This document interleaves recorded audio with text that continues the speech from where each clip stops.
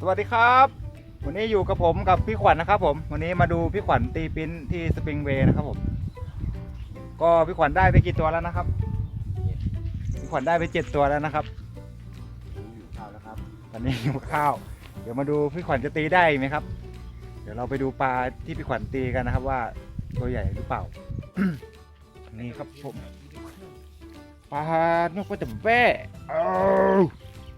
เดี๋ยวนี่นักขวัญ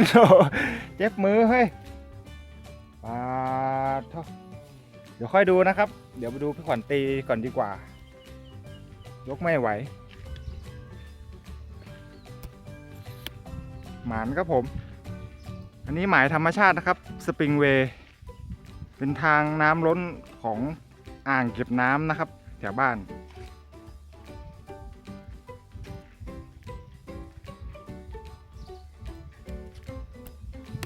เมื่อกี้ก็ขับรถผ่านมาพี่ขวัญเพิ่งได้5 ตัวนะครับพอไปถึงไร่ก็กลับมาดูอีกทีเพิ่มมาอีก2 ตัวตัวใหญ่ก็ไอ้ขวัญโอ้โหที่ได้2 ตัวกี้น่ะ7-8 ขีดโอ้โหตัวใหญ่ครับพี่ขวัญนี่หมานครับผมหากินเก่งมากทั้งปลาไหลทั้งปลาช่อน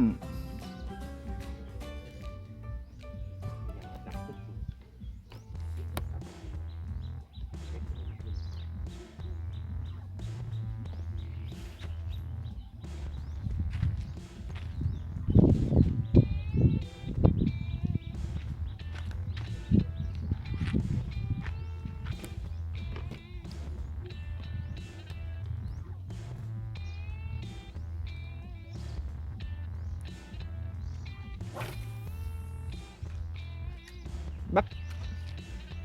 ตัวต่องกับมาตกตัวเนี้ยปูนตัวเนี้ยได้ปะล่ะปูนลากมาปูนตะเตะขวัญขวาง หัวตะกะปั้นนี่แหละ หมดนี่โล เห็นเขาบอกอยู่ต้องเงี้ยววันนี้ลุกไปตัวเห็นหัวแล้ว มึงหัวมันได้ไปได้มึงหัวน่ะมึงหัวมันได้ไปได้มึงหัวน่ะวันนั้นน่ะ มาได้ ได้ก่อไม่ได้แก้ไปตีแล้วเพิ่มไม่แรงให้มันก็ได้ให้กลับไปได้ผัวไปนางกันตัวก็จะมืดแล้วแวะเข้าไปตีไม้แหลกกินแล้วก็มืดเลยเงี้ยวหมดตัวแล้วมั้งใช่ไหมตีเตือเช้าเลยว่ะต้องไปหาเป็นหน่วย7 ตัวแล้วนี่ถ้ามันอยู่ทุกตัวมันก็เข้าแล้วสิเข้าเนาะปูนไป2เนาะ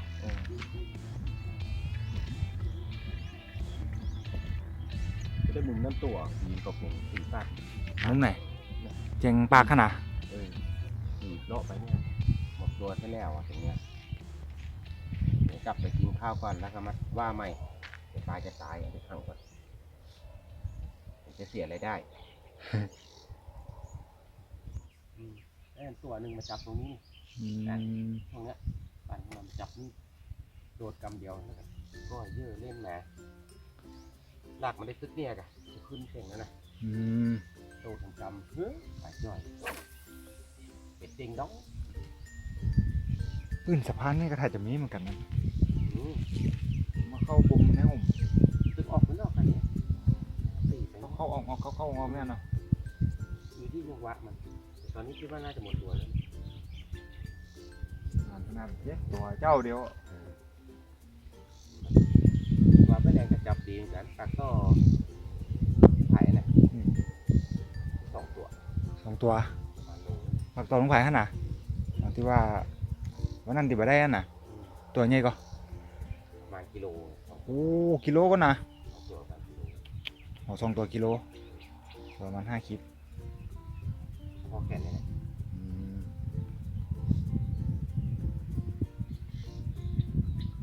เดี๋ยวไปกินข้าวก่อนเดี๋ยวขึ้นแดดที่ให้จะถ่ายป่าในกระชังงั้นเดี๋ยวผมตีลองตีพอจิ้มมั้ยเดี๋ยวเข้ามาอยากเดี๋ยวผมจะลองขึ้นไปตีตัดบทให้แดดกินข้าวกันที่พี่ขวัญได้นะครับโอ้จะบ้างได้ไปตัวนึงครับยัง3 โลหมดนี่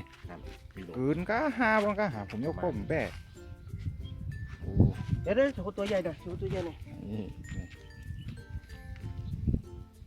รุ่นเนี้ยดูที่สอง โอ้นี่เก็บโลกันหน่อยเนาะ ดู โอโลเนาะปลาทอด เห็นไหมครับ เบลเลอร์เลยนะครับตัวนี้ ตัวนี้ใหญ่สุดแล้วเนาะ มีลองมากันรุ่นเนี้ย อืม รุ่นนี้ รุ่นหน้า5-6 ขีดเนาะ ขาดเก็บความจะตาย อันครับผมอันนี้หมายธรรมชาตินะครับสปริงเวย์ไม่ใช่สระนะครับเดี๋ยวผมจะไปลองตีดูบ้างพี่ขวัญไปกินข้าวนะครับเดี๋ยวมา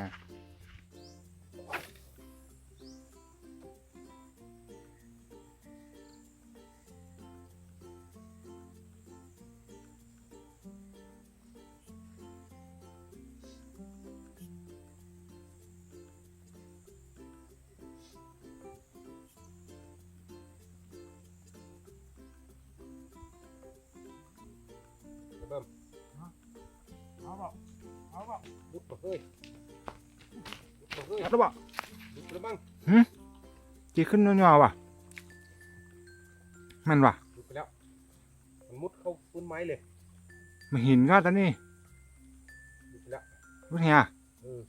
ดูนั่นเตอะ มุดเลยใหญ่เท่าไง อืม โอ้ยอยู่ มันอยู่กะ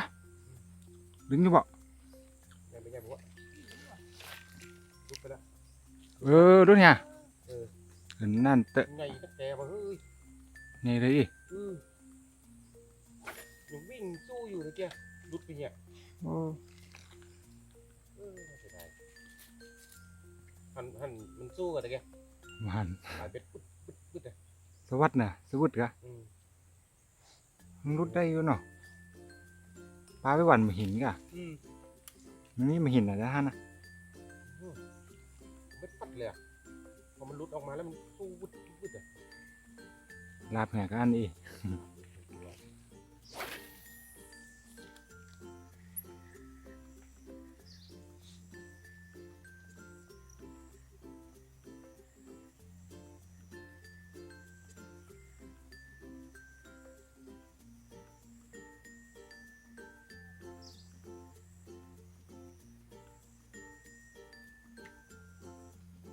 น้อย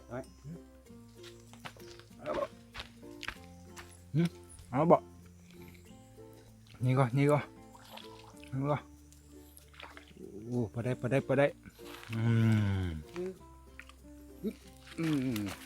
กีใหญ่กว่านี้ นี่ประมาณสัก4 ขีดเนาะ มันงับอย่างเงี้ยโอเค เดี๋ยวขอเบ็ดมาให้พอจำเหรอ กีอันใหญ่ตะกี้โลหลักโลอ่ะตบพุ่นนะ เด็ดรุดแปนอ่ะ เพราะมันงัดมาขึ้นมุดอย่างเดียวบอกมันงับอย่างเงี้ยยังไงก็อยู่ แล้วเอาขวัญเอาขอเบ็ดให้ท่านผู้ชมพอหน่อยเนาะมาถึงป่าเลยพอดีค่ะนี่ประมาณ3 ขีดบ่ มา3 ตัวโลอย่างเงี้ย อืม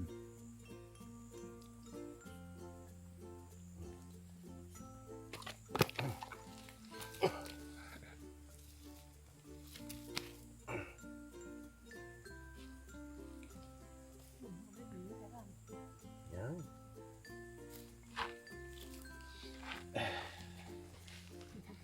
กระดี่หัวแดงเห็นไหมครับ นี่นะครับผมเป็น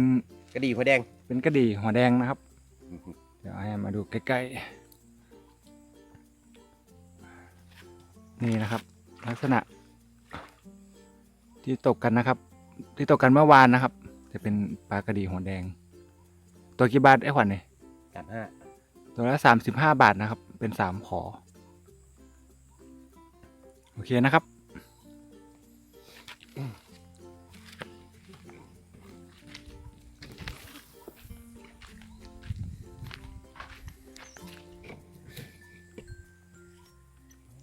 เสียดายจังเลยไอ้เม็ด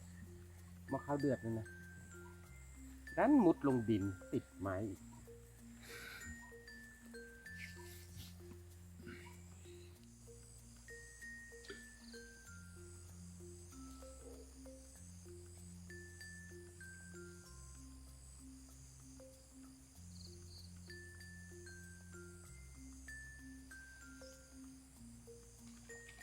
เ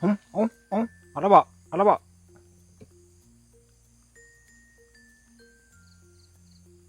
ตัวรุ่นตะเกียนเนาะ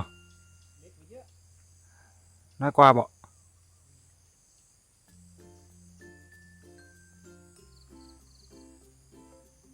นะครับยามเย็น พอได้ครับตัวประมาณแต่ได้นี่ 4 ขีด 3 ขีด 4 ขีดนี่ 3 ขีด 4 ขีดเนาะสมัครเกี่ยวรุ่นๆนี่เนาะ อืม อันนี้ยาไอ หัวแดง หัวแดงเหมือนเดิมนะครับ รอตั้งนานนะครับ แต่ก็จนได้กลับบ้านแล้วนะครับ เย็นแล้วจะมืดแล้วนะครับ ต้องขอบคุณผู้ชมทุกท่านเลยนะครับผมยังไงก็ฝากกดไลค์กดแชร์กด Subscribe ด้วยนะครับสำหรับวันนี้ก็ต้องขอสวัสดีครับผมเจอกันใหม่คลิปหน้าครับ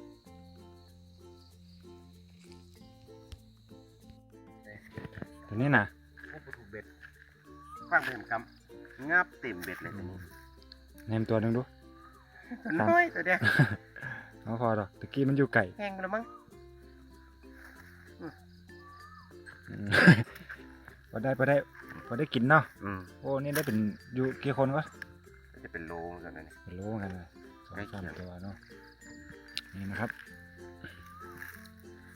3 ตัวก็พอได้กินครับผม ช่วยกันกดด้วย